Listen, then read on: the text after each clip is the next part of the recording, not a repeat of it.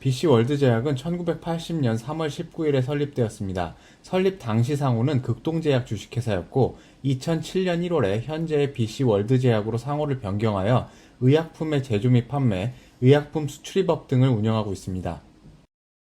BC월드제약은 2014년 12월 코스닥 시장에 상장했고 현재 본사는 경기도 여주시에 위치하고 있습니다. 20년 12월 말 기준 최대 주주는 전체 지분의 33.74%를 보유하고 있는 홍성한 대표이사입니다. 임원과 특수관계자 지분까지 합하는 경우 38.27%를 보유하고 있는 것으로 확인됩니다. 종속기업인 주식회사 BC월드 헬스케어는 2017년 1월 전문 의약품 제조 및 판매를 주 사업 목적으로 하여 설립되었으며 강원도 원주시에 본사를 두고 있습니다. BC월드 제약이 BC월드 헬스케어의 지분을 50% 더하기 한 주를 보유하고 있어서 최대 주주인 것으로 확인됩니다. 종속기업의 2020년 재무 현황을 보면 자산 374억 원 수준이고 자본은 마이너스 29억 원으로 자본 잠식 상태입니다. 매출액은 14억 원 수준 달성했는데 당기순이익이 마이너스 29억 원 수준입니다. 2020년에는 전체적으로 569억 원 수준의 매출액을 달성했습니다. 제품군을 크게 네 가지로 구분하고 있고 마취 통증약, 순환계약, 항생제, 그리고 기타 이렇게 구분하고 있습니다. 2020년의 판매 비중을 보면 항생제의 매출액이 174억 원 수준이었고 비중으로는 30.6%로 가장 높습니다. 그 다음이 마취통증약으로 구성되어 있는데 매출액은 115억 원 수준, 비중은 20.2% 수준입니다. 2018년과 2019년에는 마취통증약의 비중이 조금 더 높았는데 2020년에는 마취통증약의 규모가 줄어든 것이 아니라 항생제의 판매가 늘어난 것으로 확인됩니다. 주요 제품의 가격 변동 추이를 살펴보면 같은 제품의 경우 가격이 오르는 경우는 없고 가격이 그냥 동일하게 유지되는 품목이 있는가 하면 가격이 연도별로 조금씩 감소하고 있는 추세인 것을 확인할 수 있습니다. 정부의 직권 조정이 가격 변동의 주요 원인이라고 합니다.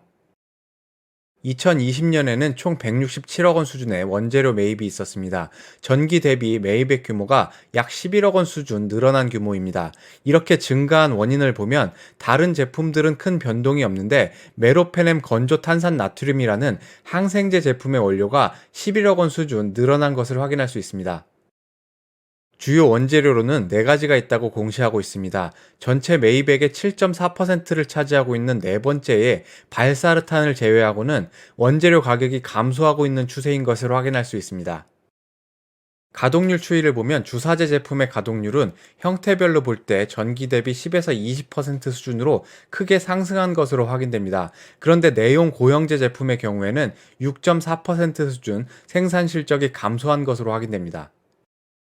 그리고 매출액을 내수와 수출로 구분해보면 내수 비중은 차츰 감소하는 모습으로 보이고 수출 비중이 증가하고 있습니다.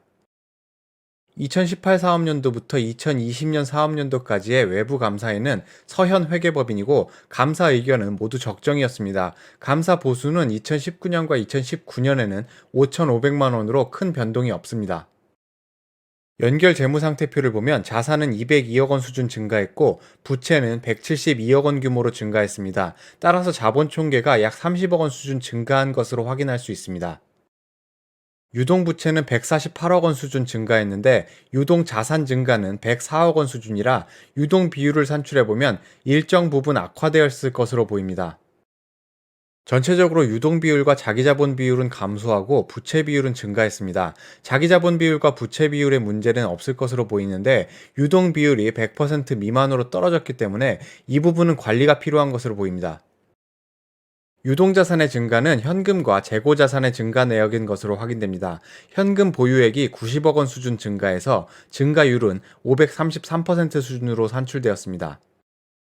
현금의 증가 원인을 확인해 보기 위해서 현금 흐름표를 보면 영업활동과 투자활동에서는 현금이 감소했는데 감소 규모는 약 137억 원 수준이었습니다.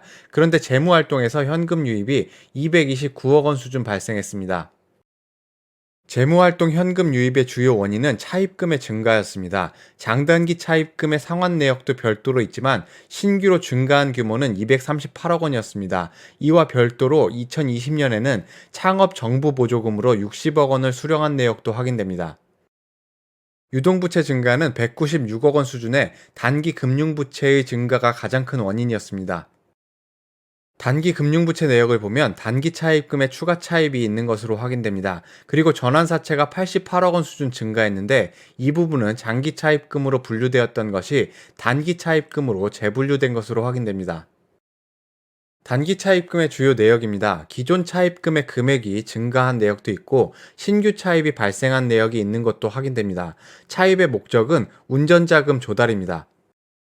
사업보고서에서는 단기 차입금 증가의 원인에 대하여 시장의 불황 상황에 따른 현금 확보의 목적으로 차입이 일어난 것이라고 설명하고 있습니다. 손익계산서를 보면 전기 대비 10.1% 수준 매출액 규모가 증가했습니다. 그런데 매출 원가와 판관비의 지출은 더 증가해서 영업이익의 경우에는 전기 대비 50.1% 수준 감소했습니다. 이에 따라서 당기순이익도 45.6% 수준 감소했습니다. 이익률을 산출해보면 2018년부터 2020년까지 3개년 동안 세 가지 수익률 지표가 감소하고 있는 추세를 확인할 수 있습니다. 2020년의 영업이익률은 5.8%인 것으로 확인됩니다. 검토 내용 정리하겠습니다. 2018년부터 2020년까지의 수출과 내수 매출의 비중을 검토해보면 수출의 비중이 지속적으로 증가하고 있는 것을 확인할 수 있습니다. 2020년의 수출 비중은 전체의 14.6%로 2018년의 7.9%에 비해서 2배 가까이 증가했습니다.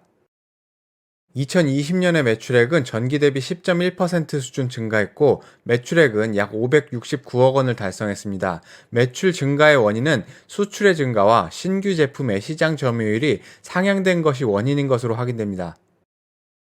2018년부터 2020년의 재무 비율 추세를 보면 3개년 동안 유동 비율과 자기자본 비율은 지속적으로 감소했고 부채 비율은 증가해 왔습니다. 반면 수익성의 경우에는 3개년 동안 감소해 오고 있는 것을 확인할 수 있습니다.